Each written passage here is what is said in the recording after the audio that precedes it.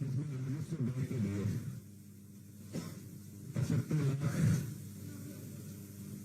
75,755,001। अगर पढ़ रहा हूँ गलत पढ़ रहा हूँ तो माफ कर दीजिएगा, क्योंकि ऐसा लिखा हुआ है कि हम लोग तो लाख में पढ़ने का आदत है, यहाँ एक दफे कर देते हैं। पूंजीगत व्यय 15,521.99 करोड़ रुपए का।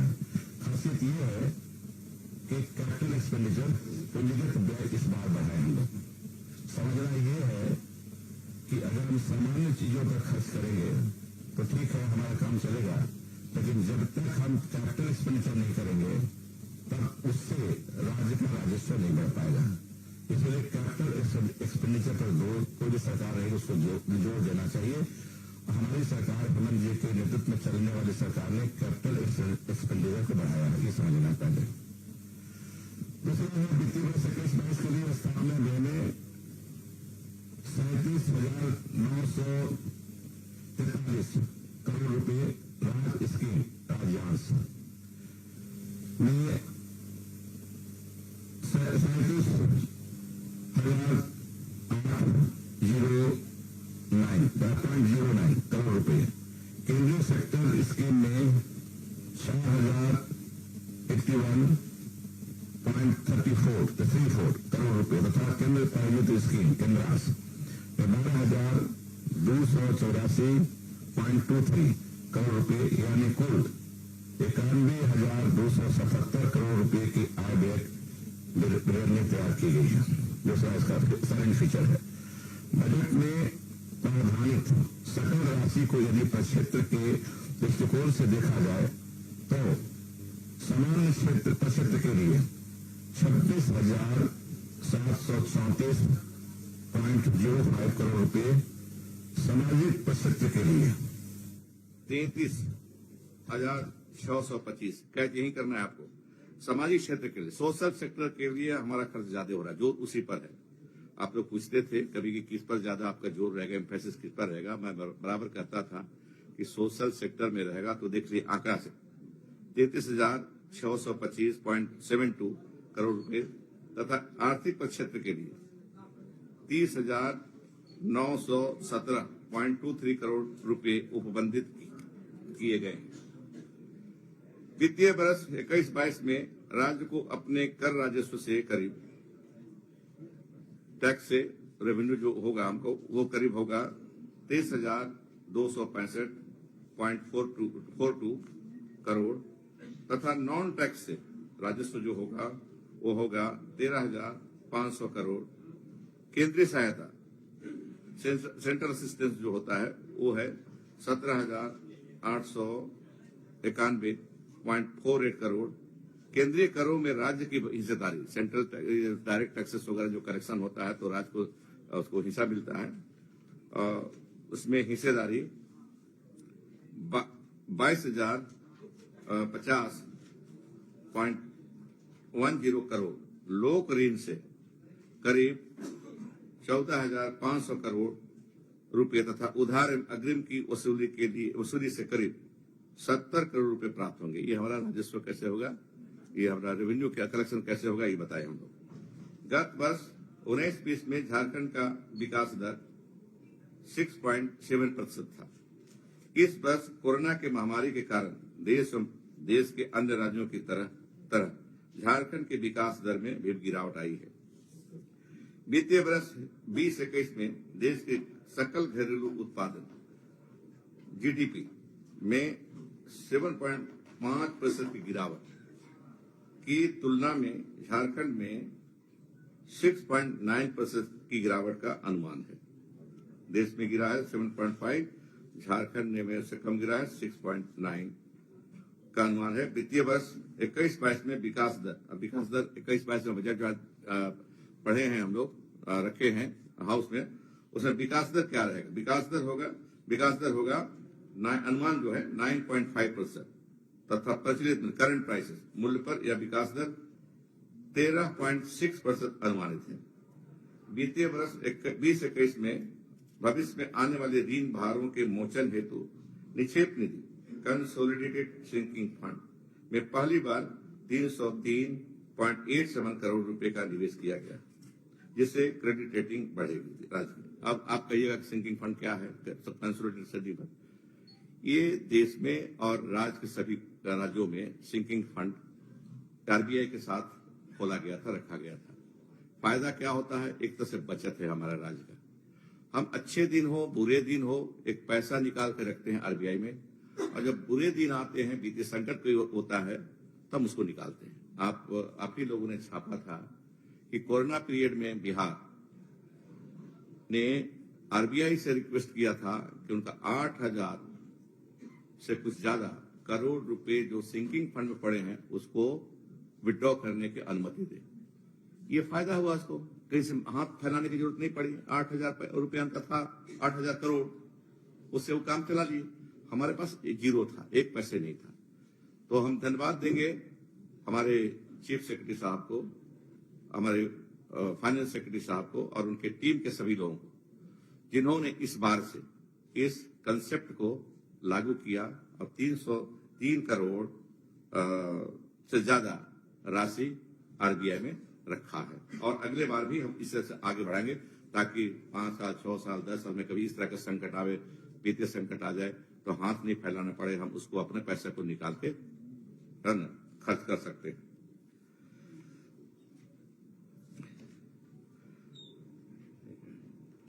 पढ़ रहे थे, ठीक है।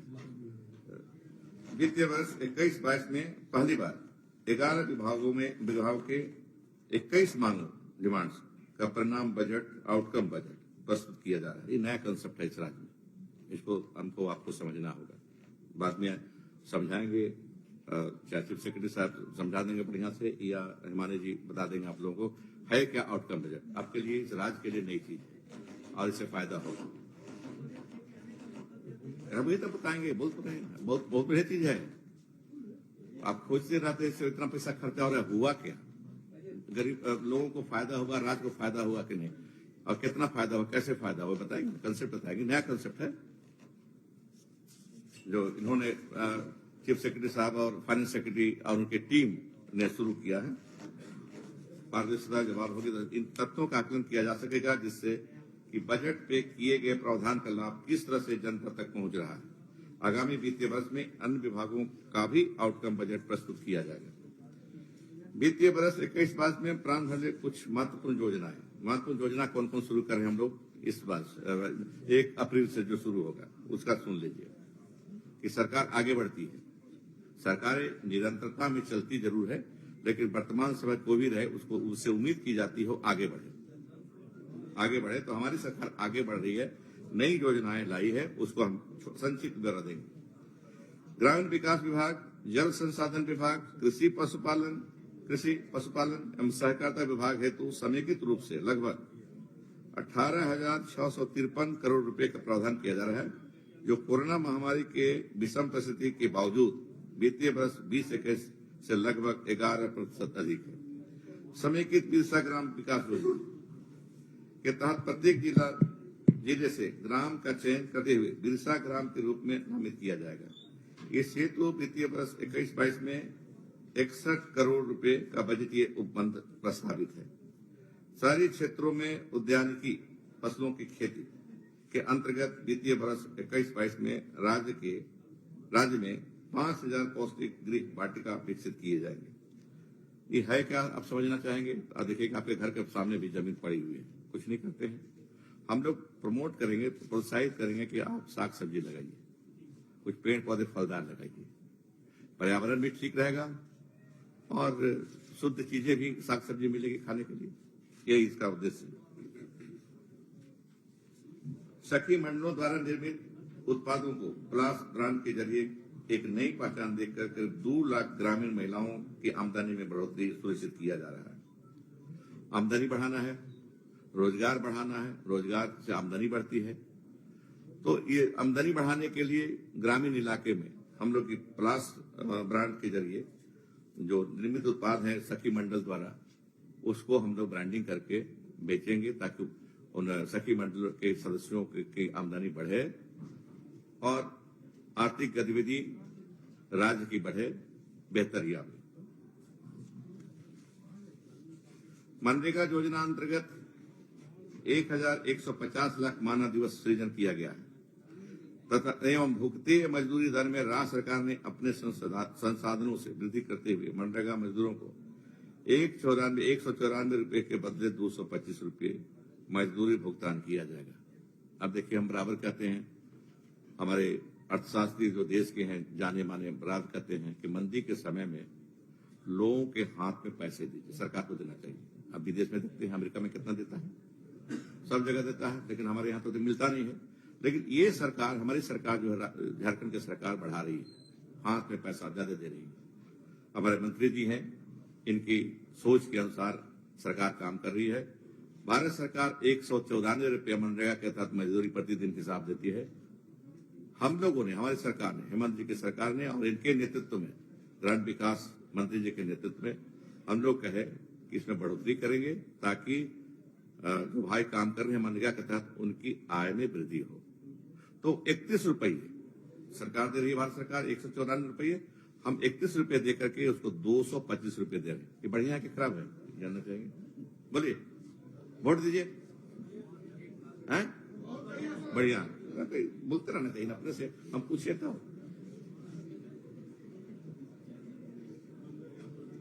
हरित, ये बिरसा हरित ग्राम योजना नई सूझ फीस अंतर्गत वित्तीय वर्ष 21-22 में 25,000 एकड़ भूमि पर इस कार्य को कराने के लिए लक्ष्य रखा गया। हरित ग्राम पे देखते हैं सूखे हुए कोई पेड़ पौधा नहीं होता है, कुछ नहीं, लेकिन हम लोग सोचे हम मनरेगा के तहत काम कराएंगे। हम लोग एक तो उनके मजदूरी का राशि बढ़ा दिए हैं और गांव को और बेहतर बनाने के लिए, हरित ग्राम करने के लिए इस पर हम 25,000 एकड़ में पेड़ पौधा लगाएंगे।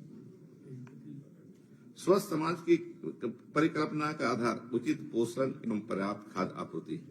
इस उद्देश्य को पूर्ण करने हेतु गुरुजी किचन योजना नामक एक नई योजना वर्ष 21-22 से शुरू की जाएगी। गुरुजी किचन योजना अंतर्गत वर्तमान में चलाए जा रहे दाल भात केंद्रों के अतिरिक्त नए भोजन केंद्रों की स्थापना की जाएगी। बहुत अच्छा होता है, खाना बढ़िया होता है। हम जाते हैं कमडरा और बिरसा, ये बसिया में, तो हम घुस जाते हैं कि कैसा इसका गुणवत्ता क्या खाने का।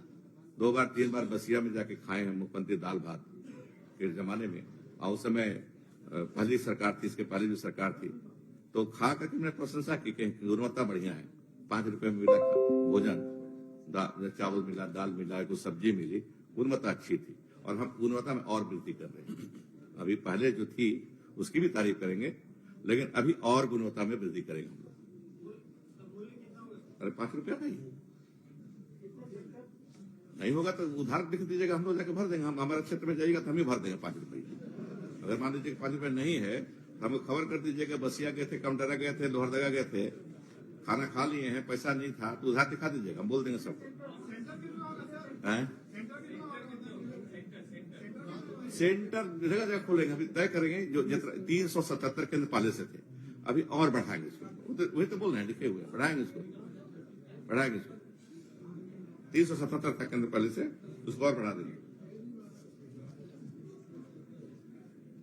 राष्ट्रीय खाद्य सुरक्षा अधिनियम के से आच्छादित लाभों की सम्मानजनक स्थिति सुनिश्चित करने हेतु उद्देश्य अनुदानित दर पर धोती, साड़ी एवं लुंगी का वितरण किया जाएगा। इस बात को समझे हम लोग। सरकारें होती हैं, दावा करती हैं कि रोजगार दिया, और ये रोटी भी दिया, राशन कार्ड के मार्फत से रोटी भी दिया, लेकिन वस्त्र कौन देगा?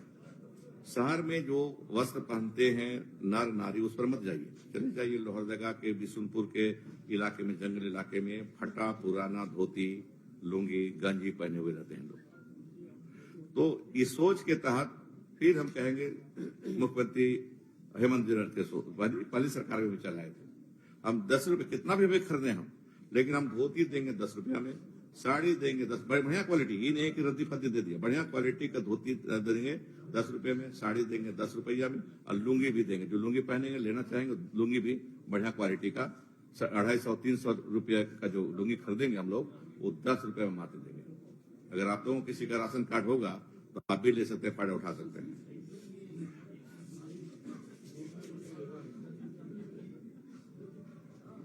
अच्छा, एक और बढ़िया सोच के तहत देखिए, हम तो भाषण पढ़ते वक्त ही कहे कि अगर ये व्यवस्था पहले होती तो हम काहे को पटना पढ़ते, हम भी लंदन चले जाते पढ़ने।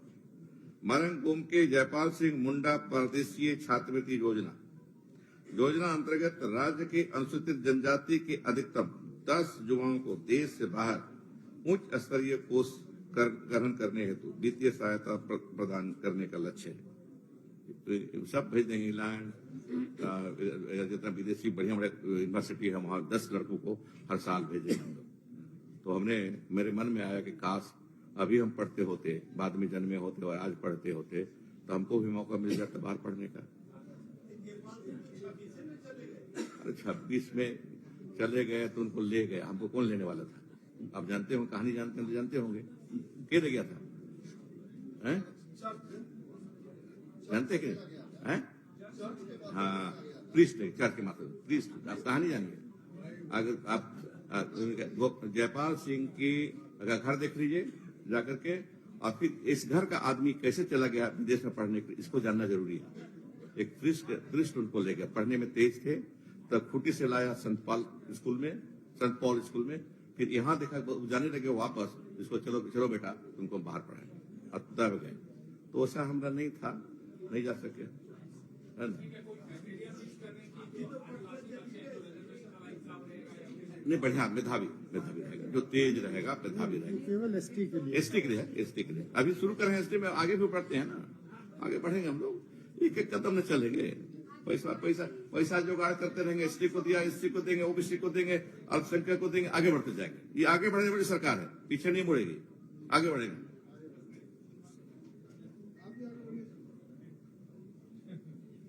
मुख्यमंत्री रोजगार सृजन योजना के अंतर्गत अनुसूचित जनजाति, अनुसूचित जाति, अल्पसंख्यक पिछड़ा वर्ग तथा दिव्यांग जन के युवाओं को स्वयं का व्यवसाय शुरू करने हेतु ऋण राशि का 40%, 40% अथवा अधिकतम 5 लाख रुपए का अनुदान देने का प्रावधान किया जा रहा है। देखिए, वित्तीय वर्ष 21-22 में झारखंड खुला विश्वविद्यालय, झारखंड ओपन यूनिवर्सिटी का स्थापना की जा रही है।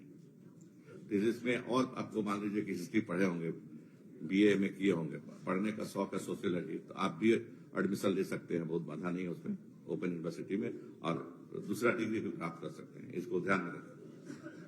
अगर उम्र मेरी कम रहती है तो हम भी एडमिशन ले लेते हैं और फिर दूसरा सब्जेक्ट पे एमए कर लेते हैं, लेकिन उम्र ज्यादा है इसलिए नहीं ले सकते हैं।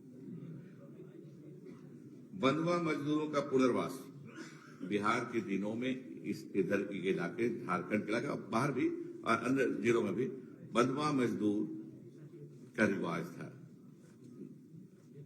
खानदान दर खानदान किसी के बंधुआ मजदूर होते थे। मेरे पिताजी बंधुआ मजदूर थे, फलाना जमींदार साहब क्या, वो पिताजी की मृत्यु हो गई, मैं बेटा हूं कि कर्ज थोड़ा सा कर्ज, ज्यादा कर्ज थोड़े कर्ज में हमको रखना पड़ा, हमको बंधुआ मजदूर हम हो जाते, फिर मेरे बाद मेरा बेटा, मेरे खानदान बंधुआ मजदूर रहता। ये पलामू में जहां मेरा घर है वहां ज्यादा था, लेकिन याद आता है हमको, याद आती है कहेंगे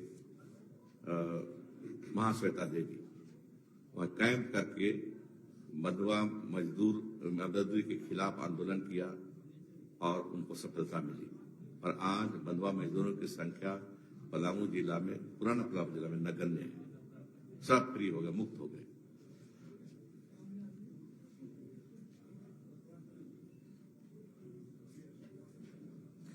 पतरातू विद्युत उत्पादन निगम लिमिटेड के 3x800 megawatt Patratu super thermal power station एवं एनटीपीसी के 3x660 north Karanpura super thermal power station से उत्पादित होने वाली बिजली के उपयोग के लिए पर्याप्त संचरण ट्रांसमिशन नेटवर्क विकसित किया जाएगा।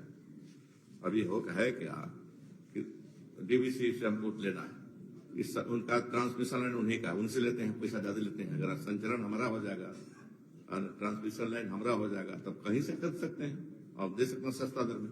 अभी तो हम बंधे हुए हैं।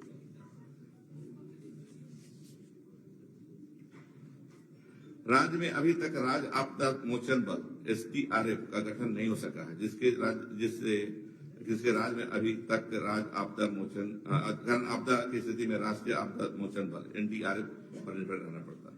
21-22 में इस बल को क्रियाशील करने का लक्ष्य सरकार ने रखा है। लुगुबुरु एवं राजरप्पा, लुगुबुरु कहाँ है? जनरल नॉलेज टेस्ट वगैरह पास हो गए। 100 में 100 मिला, कौन मिला? 100 में 100 आपको, बाकी तो जीरो में आउट हो गए। राजरप्पा तो सब जानते होंगे, उसमें से कहने इस साल कोई शुरू हो रहा है, अगले साल वो हो गया ललपनिया, वो हो जाएगा। एक लुपुंग घोटू है चायवा साहब, छोटा सा झरना है, बहुत सुंदर झरना है। नहीं जाएगा, हो जाएगा, कर लेंगे हम लोग।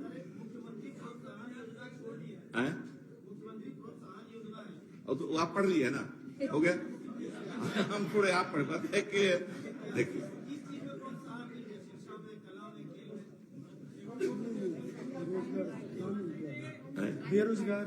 बेरोजगारों के लिए है वो हम लोग बोलेंगे हमारे चीफ सेक्रेटरी साहब।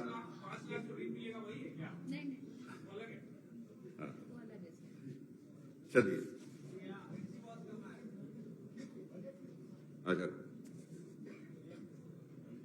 अच्छा सुन लीजिए।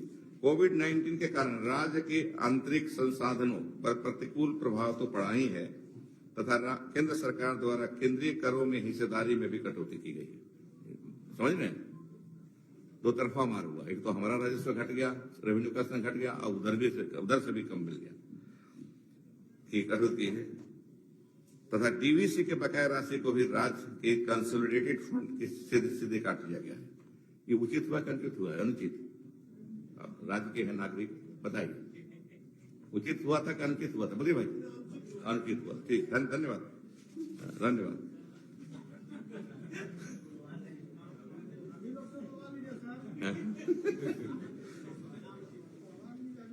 तो इसलिए इसके बावजूद आगामी वित्तीय वर्ष में 21-22 में अपने संसाधनों को बढ़ाने हेतु तो राज्य सरकार सतत प्रयास कर रही है। राज्य सरकार का अथक प्रयास है कि जीवन एवं जीविकोपार्जन के सभी आयाम सुदृढ़ हों। जीवन भी शुरू में क्या बोले थे प्रधानमंत्री थे, जीवन बचाना जरूरी। तो शायद मैं पहले था देश में, मैंने कहा कि जीविकोपार्जन भी जीविका ही बचाना जरूरी है। जीवन तो बच जाएगा, अब जीविका चली जाएगी तो फिर जाएंगे हम, है ये नहीं है कुछ तो जाएंगे, रोग से जाएंगे। अगर जीविका चली गई तो वैसे भी चले जाएंगे। तो जीवन और जीविका दोनों में एक समन्वय होना चाहिए, दोनों को आगे बढ़ाया जाना चाहिए। तो इतना ही कहना है मेरे साथी भाइयों, छोटे बड़े महिला भाइयों।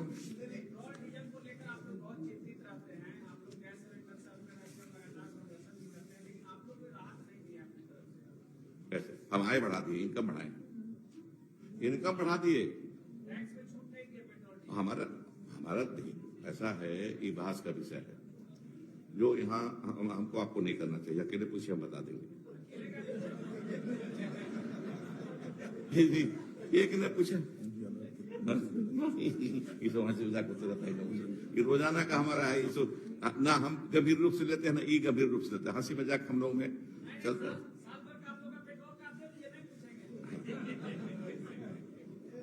अकेले में बात कीजिएगा, दे देंगे। अकेले में बात कीजिएगा तो कुछ इंतजाम कर देंगे हम।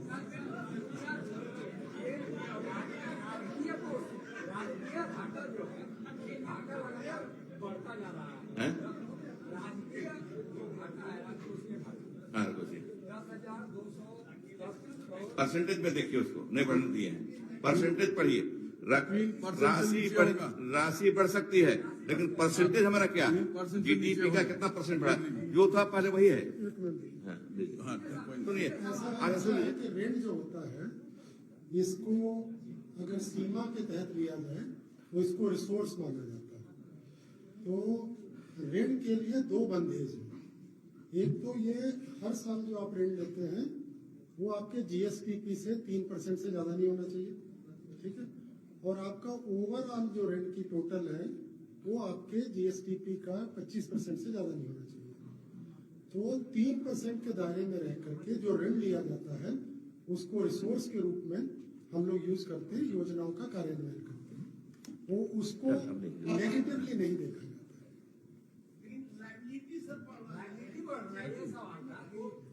वित्तीय प्रबंधन नहीं कर पा रहे हैं। ना वित्तीय प्रबंधन तब गलत माना जाता है अगर आप जो कर्ज लें वो आपके जीएसडीपी का 5%, कुछ राज्य हैं जहां पर ये 6% है, 7% है, 8% है, वो वित्तीय कुप्रबंधन माना जाता है।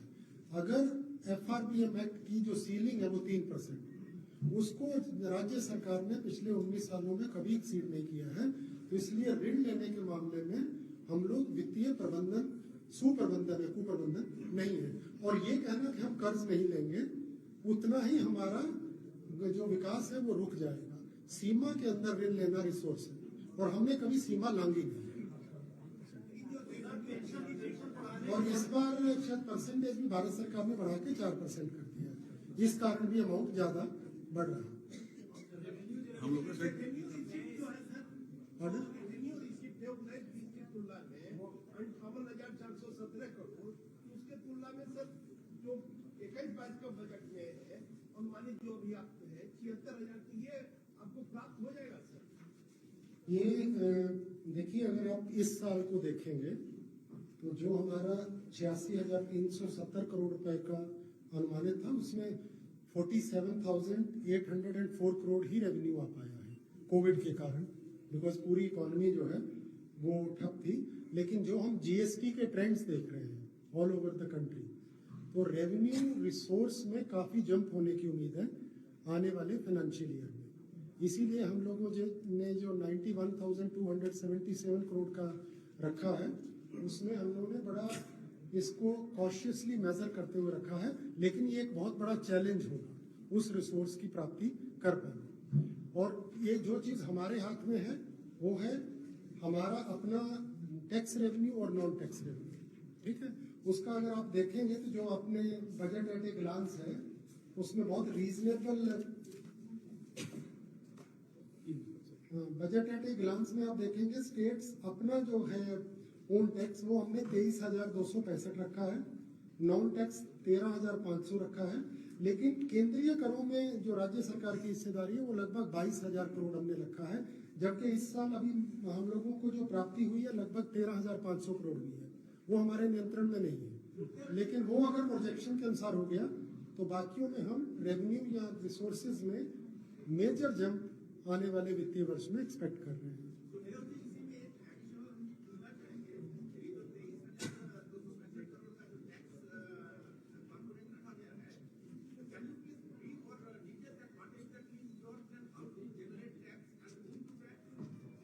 ये जो इसका ब्रेकअप है, ये लार्जली इसमें कमर्शियल टैक्स है जिसमें जीएसटी होता है, वैट होता है, then you have land revenue, then you have excise, you get tax from registration, then from transportation, ये होता है। नॉन टैक्स रेवेन्यू में रॉयल्टी एंड अदर रेवेन्यूज होते हैं। इसका बिल्कुल पूरा अलग से इसका ब्रेकअप डिपार्टमेंट वाइज भी हम लोगों के पास है।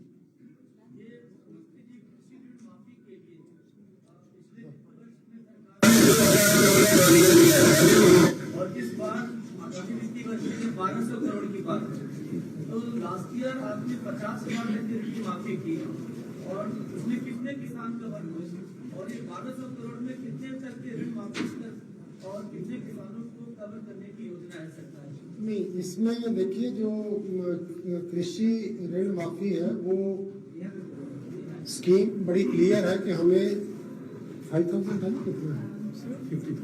50,000 तक जितने हैं, जितने उसमें आएंगे सबको माफ करना है। माफ क्या करना है, उसका जितना पैसा हमें बैंकों को ट्रांसफर करना है।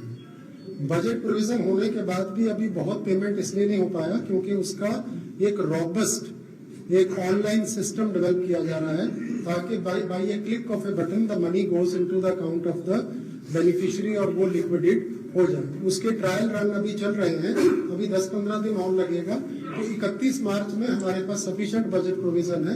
हमें लगता है कि 1000 करोड़ तक का हिस्सा हो जाएगा।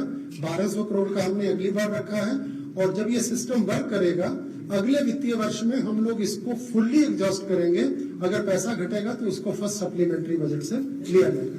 तो जो पिछले साल का बजट था उसमें 2000 करोड़ का प्रावधान या दोनों मिला के 3200 नहीं 3200 करोड़ में नहीं हो पाएगा, ये अमाउंट भागेगा, वो डिटेल कैलकुलेशन चल रहा है। इसलिए मैंने आपको बताया कि जो राशि घटेगी उसकी व्यवस्था फर्स्ट अनुपूरक के माध्यम से हम लोग करते हैं। हाँ, 1,000 करोड़ तक बोलते ना और एक चीज जानना चाहते थे जी, सरकार के ये बोला बेरोजगार